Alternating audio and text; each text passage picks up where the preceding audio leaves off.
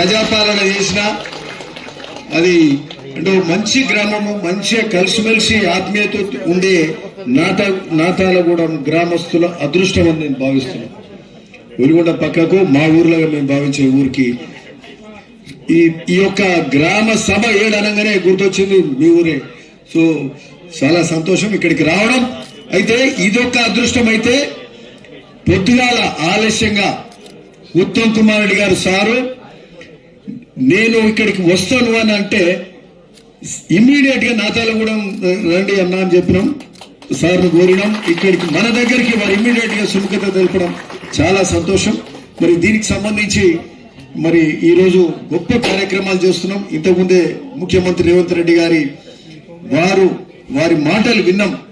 ఈరోజు ప్రజాపాలనలో భాగంగా అనేక కార్యక్రమాలు చేస్తూ ఆనాడు ఉచిత బస్సు అయితేంది, మహిళలకు 200 గృహజ్యోతి అయితేంది, మరి కరెంటు బిల్లు ఉచితం, అట్లనే ఆరోగ్యశ్రీ 5 నుంచి 10 లక్షలు చేసే కార్యక్రమం అయితేంది, సిలిండర్ 500కే ఇచ్చే కార్యక్రమం అయితేంది, ఇవన్నీ చేస్తూ ఈ రోజు ఈ గ్రామ సభల ద్వారా మధ్యలో రైతు రుణమాఫీ కూడా దాదాపుగా పూర్తయింది. ఇంకా కొద్దిగా 1-6 ఉంటే అవి కూడా జరుగుతాయి 2 లక్షల వరకు. మరి ఈ రోజు ఈ గ్రామ సభల ద్వారా ఈరోజు మరి స్వయాన మంత్రి గారు ఇక్కడికి మన దగ్గరికి వచ్చారు. ప్రజాపాలన అంటే అది ప్రజల దగ్గరికి వచ్చి మంత్రి గారు ఇక్కడికి రావడం, మరి మన కార్యక్రమం చేయడం, మనకు సంబంధించిన ఈరోజు 4 పథకాలు ముందుగా మనకు సంబంధించి ఈ యొక్క ఫస్ట్ అంటే 4 ఉన్నాయి కానీ ఫస్ట్ అన్నిటికంటే ముందు ఏంటంటే అంటే క్రమ సంఖ్య చూస్తున్నా. ఈరోజు మనకు సంబంధించిన ముఖ్య కార్యక్రమాలలో ఇందిరమ్మ ఆత్మీయ భరోసా నాడు మనకు సంబంధించి రైతు బంధు అయినా అప్పుడు అంతకుముందు ఇచ్చేది. పేద రైతు కూలీలు భూమి లేదు, భూమి ఉన్న వాళ్ళకి ఇస్తున్నారు. మా సంగతి ఏందని ఆ రోజు అడిగినారు. మరి ఆనాటి ప్రతిపక్ష పార్టీగా మేము ఉంటుంది ముఖ్యమంత్రి రేవంత్ రెడ్డి గారు, ఉత్తమ్ కుమార్ రెడ్డి గారు, వీరంతా కూడా మీ యొక్క ఆనాటి మీ సమస్యను అర్థం చేసుకుని ఈరోజు ప్రభుత్వానికి వస్తూనే రైతు కూలీలకు కూడా ఖచ్చితంగా చేయాలని చెప్పి మీకు కూడా భూమి ఉన్న వాళ్ళకే కాదు భూమి లేని వాళ్ళకి చూస్తున్నారు. అందులో భాగంగా ఇక భూమిలో వాళ్ళకి ఏమొస్తుంది, ఈ యొక్క ఇందిరమ్మ ఆత్మీయ భరోసా వస్తుంది. ఈ ఊర్లో 5 ఊర్లంట మరి భూమి లేని వాళ్ళు. సో ఆ విధంగా 5 సరే అంటే ఆ విధంగా మీ ఊర్లో మంచిగా ఇంట్లో అంతా భూమి ఉండి మంచిగా నిమ్మలంగా ఉన్నారు, సంతోషమే. సో 5 లేదు, వాళ్ళకి ఇందిరమ్మ ఆత్మీయ భరోసా వస్తుంది ఈ గ్రామంలో. ఓకే, అది నెంబర్ 1. నెంబర్ 2 వస్తే రైతు భరోసా పథకం. ఈ రైతు భరోసా ఏంటంటే సరే రైతు భరోసా కూడా అంతకుముందు రైతు బంధు అనేది ఉండేది, 5,000 రూపాయలు ఇచ్చేది. దాన్ని కూడా ఈరోజు అప్పుల రాష్ట్రంగా తెలంగాణ రాష్ట్రాన్ని చేసి డబ్బులు లేని రాష్ట్రంగా మిగిలిస్తే కూడా మరి ఈనాటి ప్రభుత్వం రైతు భరోసా కూడా ఇంకా పెంచి 6,000 రూపాయలు ఇచ్చే కార్యక్రమం. ప్రతి ఎకరాకు వ్యవసాయ యోగ్యమైన ప్రతి ఎకరానికి ప్రతి రైతుకు రైతు భరోసా ఇచ్చే కార్యక్రమం ఈరోజు జరుగుతుంది. మరి ఈ యొక్క రైతు భరోసా అంతకుముందు కూడా ఈ రైతు భరోసా కార్యక్రమంలో ఆనాడు ఇచ్చే రైతు బంధుల చెట్లకు, గుట్టలకు, పుట్టలకు, వెంచర్లకు ఎవరికి పడితే వాళ్ళకి ఇచ్చారు. వెంచర్లు చేసిన వాళ్ళకు, వ్యాపారస్తులకు, అడ్డగోలుగా పైసలు వాళ్ళకి బలిసిన వాళ్ళకు అని వీరికి ఇచ్చారు. ఈ రోజు అటువంటి అన్ని తీసిండు. వ్యర్థంగా తెలంగాణ ప్రజల పైసలు మరి వృధా పోనీయం అని చెప్పి ప్రభుత్వము వ్యవసాయం చేసేటోళ్ళకే ఈ రైతు పెట్టుబడి ఏదైతే రైతు భరోసా మీకు ఇచ్చే కార్యక్రమం ఈరోజు చేస్తున్నారు. మరి ఆ కార్యక్రమం ఈరోజు రైతు భరోసా అంటే సరే ఇది చదువుతున్నాం, ఇదేంటంటే ఇక భూమి ఉన్న అందరికి వస్తుంది. ఇక ఈ లిస్టు చేసుడు ఒక ఆయనది ఉన్నది ఒక ఆయనది లేదనేది లేదు. ప్రతి ఎకరానికి వస్తుంది, ప్రతి అర్ధ ఎకరం ఉన్నకి వస్తుంది, ప్రతి 10 గుంటలు ఉన్నకి కూడా ఈ రైతు భరోసా వస్తుంది. ఆ విధంగా అధికారులు మీ అకౌంట్లకు జమ చేసే కార్యక్రమం చేస్తాం. ఇక 3వది వస్తే రేషన్ కార్డులు కూడా స్వయాన మంత్రి గారు పెద్దలు ఉత్తమ్ కుమార్ గారు వచ్చిండ్రు ఇక్కడికి. మరి వారు రేషన్ కార్డులు కూడా వారు పట్టుదలతోటి ఈ రాష్ట్రంలో ఉన్న ప్రతి కుటుంబానికి అందరికి రేషన్ కార్డులు ఇచ్చే కార్యక్రమం చేపట్టింది. ఎవ్వరు ఎక్కడ మిగిలిపోద్దు. ఎందుకంటే రేషన్ కార్డు అంటేనే మన ఉనికి, మన ఐడెంటిటీ.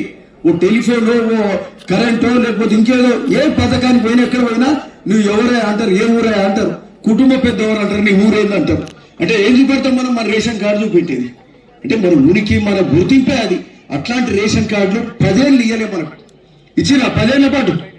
అంటే రేషన్ కార్డులు ఇచ్చి సోయి కూడా వాళ్ళకి లేకుండా పాయే. ఇది అంత మరి అధ్వానంగా మరి ఎందుకు ఆలోచించాలి అంతమంది ప్రభుత్వాలు అనేది మరి ఈరోజు మనం ఆలోచించాలి. ఈ రోజు చెప్పినట్టుగా ప్రతి ఒక్కరికి ప్రతి కుటుంబానికి రేషన్ కార్డులు ఇచ్చే కార్యక్రమం జరుగుతుంది. అట్లనే రేషన్ కార్డులలో రేషన్ కార్డులు ఇవ్వకపోగా రేషన్ కార్డుల కుటుంబ సభ్యులు కొత్త కోడలు వచ్చే ఆమె పేరు చేంజ్ చేయాలి. పిల్లలు పెద్దోళ్ళు అయ్యి 5 ఏళ్ళు 10 ఏళ్ళు పిల్లలు పడితే వాళ్ళ పేరు యాడ్ చేయాలి. వాళ్ళకు కూడా 6 కిలోలు బియ్యం వస్తాయి, అవి కూడా యాడ్ చేయకపోయి.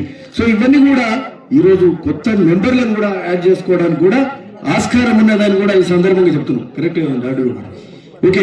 సో రేషన్ కార్డులతో పాటు అదే కాక సార్ ఏం చెప్తున్నారు, సివిల్ సప్లైస్, వడ్ల కొనుగోలు, బియ్యం సరఫరా అంతా సారే చూస్తారు. రేషన్ కార్డులు కూడా సన్న బియ్యమే ఇస్తా మీకు, దొడ్డు బియ్యం కాదు అని చెప్పి సార్ మరి చెప్తా ఉన్నారు. కనీసం సగం బియ్యం అన్నా ఇస్తారనే ఆలోచన ఉన్నట్టుంది. అది వారు దాని మీద బియ్యం మీద మరోసారి చెప్తారేమో మరి. అంటే ఇద్దరు బియ్యం దొడ్డు బియ్యం అందరు తినలే మరి. సో అంటే మనకే కాదు ఈ యొక్క ఏది మన ఈ స్కూల్స్లలో కానీ గురుకులాలలో బీసీ ఎస్సీ మైనారిటీ గురుకులాలలో కూడా ఎస్టీ గురుకులాలలో కూడా అక్కడ సన్న బియ్యం ఇచ్చే కార్యక్రమం చేస్తూ ఈ మధ్యనే 40% మెస్ ఛార్జీలు కూడా పెంచారు. సో అన్ని విధాల ఈ కార్యక్రమాలు ఈ రేషన్ కార్డులు ఇచ్చే కార్యక్రమం కూడా ముందుగా కొంత అపోజ్ జరిగింది. రేషన్ కార్డులు ఇచ్చే సందర్భంగా కొంతమంది వచ్చిన లిస్టు కొంత రాలేదని సరే పదే చెప్పారు. సార్ అయితే ఉత్తమ్ సార్ మరి వెరీ బిగినింగ్ లో చెప్పారు, ఇది నిరంతర ప్రక్రియ. అప్లికేషన్లు ఇవ్వను మళ్ళీ ఇందిరమ్మ సభలు ఇవ్వండి, ఎందుకు ఇబ్బంది, అవసరమే లేదు. అంటే ఇది లక్షల మంది కోట్ల మంది జనాభా ఉన్న రాష్ట్రంలో రేషన్ కార్డులు తీసుకునే ప్రక్రియలో అప్లికేషన్ తీసుకునే ప్రక్రియలో అక్కడక్కడ కొంత కన్ఫ్యూజన్ అవుతుంది. బట్ ఇవన్నిటి కూడా ఇదేమి ఎండ్ అయితలేదు కదా, ఇవన్నీ కూడా అప్లికేషన్ తీసుకొని ప్రతి ఒక్కరికి రేషన్ కార్డు ఇచ్చే కార్యక్రమం తీసుకుంటున్నాం, బాధ్యత నేను తీసుకుంటున్నాను సార్ చెప్పిండ్రు. సో ఆ రేషన్ కార్డులు ఇచ్చే కార్యక్రమం కూడా మరి ఈరోజు ప్రతి ఒక్కరికి ఈ గ్రామంలో అందరికీ అర్హులందరికీ రేషన్ కార్డులు ఇచ్చే కార్యక్రమం ఈరోజు జరుగుతుంది. అందులో భాగంగా 96 మందికి కొత్త రేషన్ కార్డులు వస్తున్నాయి. సపోర్ట్ కొట్టండి గట్టిగా. ఇది చిన్న విషయం, ఆయన ఇది లేక రాక 10 ఏళ్ళు చూస్తుంది. ఓకే, ఈ 16 ఏందండి ఇదే 16 రేషన్ కార్డులలో పిల్లలు కానీ కోడళ్ళు కానీ వస్తే వాళ్ళ పేరు కూడా యాడ్ చేసింది. సో ఇక రేషన్ కార్డులో పెడదాం మనకు లేదు, ఇబ్బంది లేదు. ఇది రేషన్ కార్డుల కథ. ఓకే, ఆ విధంగా రేషన్ కార్డులు ఇచ్చే కార్యక్రమం ప్రజాపాలన కాంగ్రెస్ ప్రభుత్వం చేస్తుంది. ఇందిరమ్మ ఇల్లు కూడా ఈరోజు ఇక్కడ ఇందిరమ్మ ఇల్లు లేకపోయా నాడు కాంగ్రెస్ హయాంలో వైఎస్ఆర్ హయాంలో ఇల్లు ఇచ్చారు. మళ్ళీ వచ్చిన ఇల్లుడా ఈ ఊర్లే మళ్ళా 10 ఏళ్ల పాలన అంతకుముందు ఒక్క ఇళ్ళని ఇచ్చిన రాయడా. ఇళ్ళ అవసరాలు ఉండే తాటిపత్రి కప్పుకున్నోళ్ళు, రేకులు, పెంకటెన్లు, ఇల్లు కూలిపోయే గోడలు అట్లాంటి పరిస్థితిలో ఉంటే మరి ఇల్లు అవసరం ఉన్నదని ఆలోచన చేయలేదు వాళ్ళు. ఈరోజు ధనిక రాష్ట్రంగా ఉన్న రాష్ట్రంలో పట్టించుకోని పరిస్థితి. మరి ఈ ఇందిరమ్మ ఇల్లు కూడా ప్రత్యేకమైన దృష్టి పెట్టి అతి ముఖ్యమైనది ఇది కూడా 98 ఇళ్ళు మరి నాతాలగూడెం గ్రామంలో ఇస్తున్నాము. సో సంతోషంగా అందరికీ ఇక్కడ కొందరికి ఇల్లు ఉండే కొందరికి లేకున్నా గ్రామంలో అందరికి కూడా మనకి ఇబ్బంది. అందరు మంచిగా బతకాలి, అందరి ఇంటి మీద కప్పు ఉండాల్సిన అవసరం ఉంది. అందులో భాగంగా ఇందిరమ్మ ఇల్లు ఇచ్చే కార్యక్రమం మరి ఈరోజు ఎంపీ చామల కిరణ్ కుమార్ రెడ్డి గారు గౌరవ యంగ్స్టార్. మరొకసారి క్లుప్తంగా చెప్తాను నేను, ఇందిరమ్మ ఆత్మీయ భరోసాలో మనకు 5 వస్తున్నాయి, 5 ఊరికి వస్తున్నాయి. రైతు భరోసాల 380 ఎకరాలకు వస్తుంది. లబ్ధిదారుల సంఖ్య 380 మంది. అనంతరెడ్డి గారు రండి. మరి అట్లనే రేషన్ కార్డులు 96 మందికి వస్తున్నాయి. 16 వరకేమో యూనిట్లు యాడ్ చేస్తుంది, 96 వరకేమో కొత్త రేషన్ కార్డులు. ఇందిరమ్మ ఇండ్లు 98 ఇండ్లు మంజూరైన ఇండ్లు వస్తున్నాయి. సో మొత్తంగా మీకు టోటల్ గా రేషన్ కార్డులు ఇండ్లు కానీ అంత ఓవరాల్ గా మరి పైలట్ విలేజ్ గా మొత్తం కంప్లీట్ చేస్తున్నారు. సో ఈ గొప్ప విషయం, చాలా సంతోషం. ఈ కార్యక్రమానికి సార్ ఉత్తమ్ కుమార్ గారు రావడం, కలెక్టర్ గారు రావడం, మా మార్కెట్ చైర్మన్ నూతనంగా ఎన్నుకోబడ్డ చైర్మన్లు, ఎంపీ గారు రావడం, ఆర్డీఓ గారు, మరి అట్లే పీడీ గారు, మా నల్లగొండ జిల్లా అధ్యక్షుడు వీరందరికీ కూడా నమస్కరిస్తూ సాగరంగా ఆహ్వానిస్తూ నాతాలగూడెం గ్రామ పెద్దలందరికీ కూడా మరొకసారి నమస్కరిస్తూ చాలా సంతోషం. ఈ కార్యక్రమంకి వచ్చిన పెద్దలు మాట్లాడతారు, కలెక్టర్ గారు, ఎంపీ గారు, ఉత్తమ్ సార్ మాట్లాడతారు. దానికంటే ముందు అంటే నా ఉపన్యాసం అధ్యక్షత వహించాలన్నారు కానీ నేను మైక్ తీసుకుని నాకు కంప్లీట్ చేస్తున్నాను నేను. బట్ ఎనీవే, అయితే మనకొక్కటి సార్లు ఒక్కటి కోరుతాము. మనకు సంబంధించిన ఈరోజు గొప్ప విషయం ఏంటంటే ఈ నియోజకవర్గంలో మీరంతా అండగా ఉండి నాకు గెలిపించారు. నాకు అండ అంటే ఉత్తమ్ సారే. మరి అండ ఈరోజు వారు ఈ నియోజకవర్గానికి మనం మూసి మురికి నీళ్లతో వ్యవసాయం చేసుకుని మనకు ఈరోజు ఎన్నడూ 10 ఏళ్ల పాటు ఒక్క రూపాయి శాంక్షన్ కానీ రాలే. శాంక్షన్ చేసినట్టు చేశారు కానీ సంవత్సరానికి 3-4 కోట్లు రిలీజ్ చేశారు, కాలువక పనులు కాలే. ఈ రోజు దాదాపు 500 కోట్ల రూపాయలు బునియాది కానీ పిలాయిపల్లి ధర్మానికి అలవాటు చేసినట్టే చాలా గొప్ప విషయం. మన వాళ్ళు ఎప్పుడు పలకరించినా మా కాలువలు ఏమవుతున్నాయని అంటారు. మా మండల పార్టీ సత్యరెడ్డి గాని మిగతా వాళ్ళంతా కూడా ఎప్పుడు అదే పులిగిల స్వామి గాని వీళ్ళందరూ కూడా మా సతీష్ గౌడ్ గారు. సో అట్లాంటిది ఆ కాలువలు శాంక్షన్ చేశారంటే వారికి ఈ సందర్భంగా వారికి నమస్కరిస్తున్నాం. అట్లనే అందరిని ఇంకొక కోరిక కోరుతాను, ఎందుకంటే మన జిల్లా మంత్రి మన దగ్గర వారు ఆత్మీయులు. ఇంకొక కాలువ వారిని కోరుతా ఉన్నాం. మనకు సంబంధించిన భీమలింగం కాలువ, ఈ పెద్ద కాలువలతోటి ఎట్లయితే ఇరిగేషన్ అవుతుందో మనకు సంబంధించిన భీమలింగం కాలువ దాన్ని రీమోడల్ చేయాల్సిన అవసరం ఉంది. ఆ వెంట్స్ కూలిపోయి ఆ నీళ్లు పట్టక ఆ కట్టలు దిగిపోవడం, కొంత రీమోడలింగ్ అవసరం ఉంది. దానికి ఇక్కడ ఇదే నాతాలగూడెం గ్రామస్తులకు పొలాలది పోరాదు చిన్న కల్వర్ట్ వేసేది ఉన్నది. ఇట్లా అక్కడక్కడ 10-12 కల్వర్ట్లు ఉంటాయి. కాలువ రీమోడలింగ్ కానీ దీనికి సంబంధించిన ఎస్టిమేషన్స్ ఉన్నాయన్న అరౌండ్ 9 crores.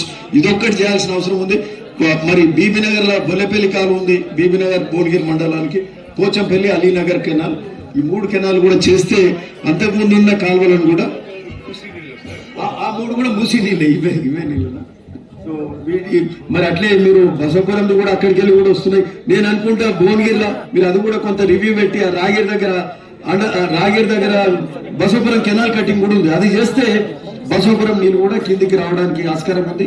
ఇక నేను అనుకుంటా భువనగిరి నియోజకవర్గంలో 1 ఎకరం కూడా మిగిలకుండా మొత్తం వ్యవసాయ యోగ్యం అవుతుందని ఈ సందర్భంగా చెప్తూ దాని మీద కొంచెం మీరు ఒకసారి దృష్టి పెట్టాల్సిన అవసరం ఉంటుందన్న శాంక్షన్ చేయాలని కోరుతూ, సరే చాలా సంతోషం సార్ ఇక్కడికి రావడం. మరి తదనంతర కార్యక్రమం ఇప్పుడు కలెక్టర్ గారు దీని మీద మాట్లాడాల్సిందిగా కోరుతున్నాం.